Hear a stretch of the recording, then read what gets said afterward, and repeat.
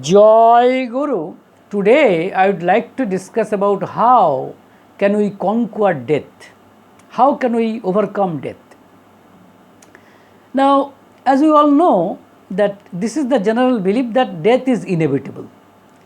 And in Bengali literature also, I would like to quote two lines of a very famous poet whose name was Michael Madhusudan Dotto. And the two lines are more or less like this. You see, জন্মিলে মরিতে হবে অমরকে কোথা রবে চিরস্থির কবে নীর হাইরে জীবন নদে. It means that death of anyone born is inevitable. You see, who is immortal anywhere? And when is the water is in static position in the river of life? This is the statement of Michael Madhusudan Dotto. Well, this statement is you can say generally, or you can say in general sense, we can say that this is the truth, but it is not the ultimate truth, because of the fact he has stated that yes, he is correct to this extent that death of anyone born is certain. This is a fact. But then, you see, who is immortal anywhere? This is not correct, because Lord Krishna has stated in Srimad Bhagavad Gita that Jatasya hi dhruvo mrityur dhruvam janmo mritasya cha tasmad apariharje arthe natam shochitum arhasi. It means that, see, death of anyone born is inevitable. That is, death of anyone born is inevitable or is certain. But of the death, rebirth is also a certainty. This is something very new. You see, this and here lies the beauty of Srimad Bhagavad Gita. Because Srimad Bhagavad Gita is famous for this particular statement, because it speaks about immortality. We were in the past, we are in the present, we will be in the future. No one can annihilate us. This is for sure. This is the statement of Srimad Bhagavad Gita. You see, in Bhagavad Gita we get it. You see, we get it almost everywhere. Particularly in the second chapter, we get it. Now, again, you may argue that these are all, you can say, theories. Why should we believe it? Well, I will come it, I say later on. But then, I would like to discuss both the aspects, namely the theoretical aspects as well as the practical aspects. How can we conquer death in reality? Well, coming into the, you see, Srimad Bhagavad Gita, you see, when Arjun, for example, was in a dilemma, and he was contemplating this idea that he would be the reason for the death of his elders. If he would kill them, he would kill them. But then Lord Krishna assured him that no, it's not like that. You see, he has stated like this in the 12th sloka of Srimad Bhagavad Gita, of the second chapter of Srimad Bhagavad Gita, where Lord Krishna stated like this, that is, no te baham jatunasham natam neme janadhipaho nachaiva na bhavishyama sarve vayamata param. You see, the translation is more or less like this, that is, but certainly it is not that I did not exist at any time, nor you. Not these rulers of men. You see, we shall, and it is also not the fact that we shall cease to remain in future. See, this is you can say this is the meaning of this particular sloka. So therefore, Lord Krishna has assured us that no, not after death we will not. Rather, you see, after death everything will be destroyed, everything will be annihilated. No, it is not. The truth is not like this. You see, he has also stated it in another sloka also. For example, you see, and he has stated like this, that is, Basang sejirnani jatha vihayo navani grihonati naroparani tatha sharirani vihaya jirna nannani sanjati navani dehi. You see, it is almost like this. That is, after rejecting the worn out clothes, you see, a person, you see, rather wears newer ones, new ones. Same is the case with our, same is the case with death also. That is, after rejecting the worn out bodies, the embodied one, you see, the embodied one means the Atman, that is the self, that is the, you see, soul, that is the spirit, in whatever name you may use. You see, this Atman takes new body. This is the statement of this particular sloka. So therefore, you see, he has assured us that even after death we will remain. Not that we will be absolutely destroyed, we will be absolutely annihilated. Well, we will not remain in bodily form, in such a, in particularly at this present of state, but then we will remain in another form. The difference is in another form, but we will remain. That is, our existence will not be annihilated, will not be destroyed. That's the reason why it is said that our inner nature is Satchidananda. Sat means that is the existence. We were in the past, we are in the present, we will be in the future. No one can destroy us. This is the statement of Srimad Bhagavad Gita. You see, and here lies the beauty, I must say, of Srimad Bhagavad Gita, because it speaks about, you see, it advocates about the immortality. Now, again, while discussing the nature of this Atman, of this soul, of this spirit, he has stated so many slokas, of which I would like to quote only one sloka, that is the 20th sloka of the second chapter of Srimad Bhagavad Gita, where he has stated, you see, Najayate mriyate va kadachin nayam bhutva bhavita vana bhoho ojo nitta shashyato ayam purano na hannate hannamane sarire. You see, it means that never is this, that is this Atman, born, not does it die, not does it die. It is also not, you see, that having you see, come to exist, it would cease to remain. See, it would cease to remain in future. It is also not, it is not also not like this. It is ojo, means it is birthless. It is nitto, it means it is eternal. It is sasyato, it means it is undecaying. It is, you see, purano, it is ancient. That is, even, you see, it is not killed when body is killed. This is the statement of Lord Krishna. So therefore, you see, he has stated so many statements regarding this. That is, rather all these slokas speak about immortality, advocate about immortality, that we are immortal, we are unperishable, we are permanent being. This is the statement of Srimad Bhagavad Gita. Again, you see, but you see, you can say these are all, you can say these are all informations, these are all theories. See, well, coming into the reality, how can the theories, or you can say how can the you can say the philosophy underlying the underlying philosophy of Srimad Bhagavad Gita can be implemented in reality? Here, whatever I would like to say, I must say at the outset that I would say it from the life philosophy of Sri Thakur Anukul Kotha. Because, you see, at least as far as I am concerned, so far as I know, you see, the Sri Thakur Anukul Kotha stated regarding this. You see, on a particular day, you see, one of his disciples, namely Sri Krishna Prasanna Bhattacharya, he was discussing this matter with Sri Thakur Anukul Kotha, and then Sri Thakur Anukul Kotha stated, well, whatever is given in Srimad Bhagavad Gita, these are, you see, all these are rather realities. Then Krishna Prasanna Bhattacharya asked, well, how can we conquer death? Yes, it is given in the Srimad Bhagavad Gita that death is not the ultimate thing, not that after death we will be completely destroyed. But then how can we conquer death? Sri Thakur Anukul Kotha replied that if we can achieve death penetrating memory carrying consciousness, then it is in a way conquerment over death. You see, I would like to discuss about this particular term, that is the, memory carrying consciousness. What does it mean? Now, for example, myself, I have a consciousness, and within my consciousness some memories are stored.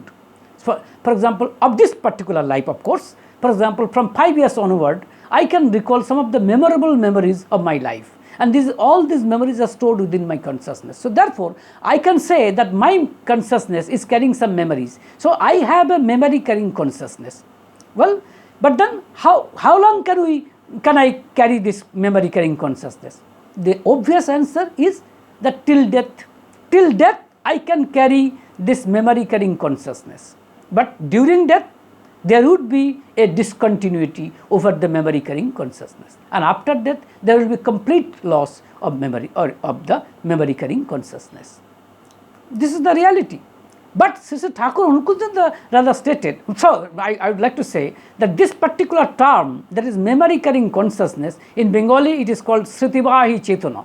So far as I know, it is only Sri Thakur Anukul Chandra who has used, or rather who has coined this term Sritivahi Chetana, that is memory carrying consciousness. So he has stated that if we can achieve death penetrating memory carrying consciousness, then it is in a way conquerment over death. So therefore he wants that we should achieve this memory carrying consciousness even during death and even after death. Again you may argue, again this is a kind of, rather this is again a philosophy, or this is rather again you can say this is a kind of theory. Well, you see, Sri Krishna Prasanna Bhattacharya asked him, that is to Sri Thakur Anukul Chandra, well, we can understand about your particular term, that is death penetrating memory carrying consciousness, but then how can you do it? How can you implement it? How can you do it? Then Sri Thakur Anukul Chandra replied that, well, we hear about Jatishwar, I must say about this Jatishwar, particularly you are also familiar with this term Jatishwar. That is, Jatishwar is one who can remember the past memories of their past lives. You see, or you can say, there are several Jatishwars. You see, there are rather two kinds of Jatishwars. One kind of Jatishwar is like this. There is that person who can remember, who can recall memories of their just last past life. But there are Jatishwars, that there are persons who can recall, who can remember memories of their several past lives. Let's say up to even seven lives. This is also not impossible. As a matter of fact, Sri Thakur Anukul Chandra one day has stated that I have heard that a boy can recall memories of his past 7 lives. But then the question is, who can recall, who can remember the memories of all the past lives, of all the lives? This is the question. And the answer has given none other than Lord Krishna himself. You see, in the 5th sloka of the 4th chapter of Srimad Bhagavad Gita, where Lord Krishna stated, you see, Bohuni me betitani janmani tavo charjuno tannahang veda sarvani natam betho parantapo. It means that, you see, that many lives of mine have passed, so have yours. The only difference is simply this, that I know them all, you know not. This is the difference. So Lord Krishna is stating clearly that he knows the memories of all the lives. So he is the very embodiment of the memory carrying consciousness. This is the matter. So therefore, when I must say in this connection that one of the disciples of Sri Thakur Anukul Chandra, whose name was Sushil Chandra Bosu, he did research work on this particular area, that is on Jatishwar.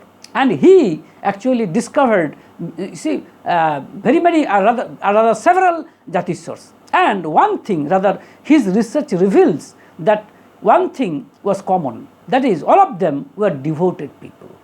All of them who were Jatishwars were devoted people. You see, and in this connection, I must say that again, Sri Krishna Bhattacharya asked Sri Thakur Anukul Chandra, well, there are very few Jatishwars that we hear, but then not all are Jatishwars. Then Sri Thakur Anukul Chandra very smilingly uttered this particular statement that one white crow disproves that all crows are black. One white crow disproves that all crows are black. You see, that means that if a single person can achieve it, then there is possibility, then there is potentiality that everyone can achieve it. So focus on this particular area, that you can also achieve this particular you see achievement, rather, that is you can achieve the depth penetrating memory carrying consciousness. It is not entirely impossible. Now again, Krishna Prashanna Bhattacharya asks Sri Thakur Anukul Chandra, how is it possible, Thakur? Sri Thakur Anukul Chandra stated that, well, if you get yourself attached with the love Lord, with the Ishto or with the Sadguru, then you can achieve it. And it is a fact, that because Lord Krishna stated that he knows every memories of every lives. So if we get ourselves attached with him, that is with Lord Krishna, that is the Ishto, whom we call Ishto, Sadguru, Purushottam means supreme person, then we can achieve it. Because a student learns from the master. So therefore, here the love Lord, the Ishto, the Sadguru is the master from whom we can learn. The only thing that we need to attach ourselves with him. And in Srimad Bhagavad Gita, you see, everywhere, you can say in almost all the chapters, he has stated this particular term yoga. That is, you get yourself attached with me. See, he has stated it in so many slokas, out of which I would like to quote only one sloka. Tani sarvani sanjammo yukta asita mat paraha basehi jasyendriyani tasya pragga pratisthita. You just observe these three words, that is yukta asita mat paraha. That is, you see, it means that you concentrate on me as supreme. You concentrate on me as supreme. That is, you must get yourself attached with me. You must get yourself adhered to me. You must get yourself connected with me. This is the statement that Lord Krishna is giving such. So here, I would like to say that no one can be Sadguru except Purushottam. So therefore, here Sri Thakur Anukul Chandra stated that if you get yourself attached with the Sadguru, in this case, of course, Sri Thakur himself, at least to me, as a devotee of Sri Thakur Anukul Chandra, I believe, you see, that he is the supreme person. Yes, you have every right to disbelieve it. You have every right to, you see, differ. I have nothing to say. But to me, he is the supreme person. So I need to attach myself with him. I need to adhere myself with him. I need to cling myself to him. So therefore, this is the condition. This is the prerequisite, that if we really want to overcome death, if we really want to conquer death, then I need to attach with him. This is as simple as that. You see, and again, how can we attach with the love Lord, with the Ishto, or with the Supreme Being? The easiest way, as Lord Krishna stated, that is the path of devotion. There are four kinds of yogas.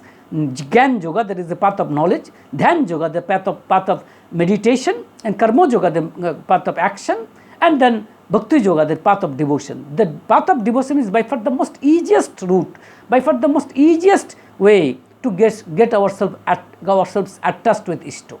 In this particular yoga, or you can say in this particular path, one holy name is given by Sadguru, by the Supreme Person, and a disciple, or you can say an initiated person, needs to chant this holy name continuously as much as he can, and he must watch the picture of the love Lord, of the Ishto, of the Sadguru.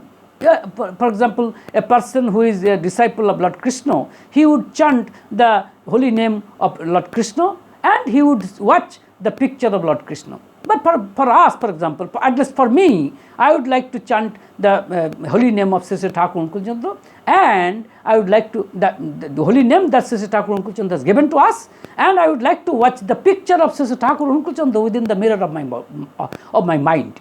And in this way, I would like to get myself attached with him. This is the easiest way. So, and in the process, it is possible. And in this respect, I would like to say, I would like to quote one historical account. As you all know, there are so many historical accounts, of which I would like to quote only one historical account. That is, as you all know, regarding the Valmiki Muni, who was a robber in his initial phase of life, and when his name was Dasyu Ratnakar, and when Narada gave him initiation in the name of Ram, then he could not even pronounce the name of Ram. He pronounced it as Mora. But then practicing this particular name, he recalled the name of Ram. Same is the case with ourselves also. If we go on chanting the holy name that our Sadguru has given, you see, if we go on watching the picture of our love Lord, of our Sadguru within the mind, within the mirrors of our minds, then gradually we can recall the memories of our, not only of this life only, of the past lives also. In the process, we can conquer, or we can remember all the memories of all our past lives. So in a way, we can conquer death, because in that position, or you can say in that condition, we may safely say, as it is stated in Srimad Bhagavad Gita, that is Basang sejerenani jatha vihayo navani ghrihonati naroparani tatha sharirani vihayo jirna nannani sanjati navani dehi. That is, after rejecting the worn out clothes, a person wears new one. Same is the case, that is, after rejecting the worn out body, the embodied one, that is the Atman, that is the soul, that is the spirit, it takes, or it unites with another body. Same is the case here. I can say safely that yes, I know the memories of all my past lives, and I can safely say it. But then Sri Thakur Anukul Kotha has given this caution also, that you see, you must not achieve this memory carrying, or you can say death penetrating memory carrying consciousness alone. You would try to inspire others so that they can also achieve this particular, you can say, this death penetrating memory carrying consciousness. Otherwise, it would not be enjoyable. And this is very easy to comprehend. For example, if I say, if I can understand, rather if I can recall the memories of my, let's say of my past life, and if I say a person, hey, do you know your name in your past life? Your name was Vishnu and my name was Nripen, for example. And you see, when we were in Pabna, we did so many enjoyments. Can you recall it? Then that person cannot reply. He would say, well, I cannot recall it. Then the entire episode would be futile. In other words, the entire episode will not be enjoyable. That's the reason why Sri Thakur Anukul Kotha has stated that try to achieve it togetherly, try to achieve it unitedly. This is the statement of Sri Thakur Anukul Kotha. Then it will be very much enjoyable. Then we will not rather grieve over death. Then death will not be a dreadful experience to us. Then we can say safely that, you see, death is nothing. Rather, I am birthless. I am eternal, I am undecaying, I see, and I am ancient. No one can annihilate me, no one can destroy me. So, live in love. Joy.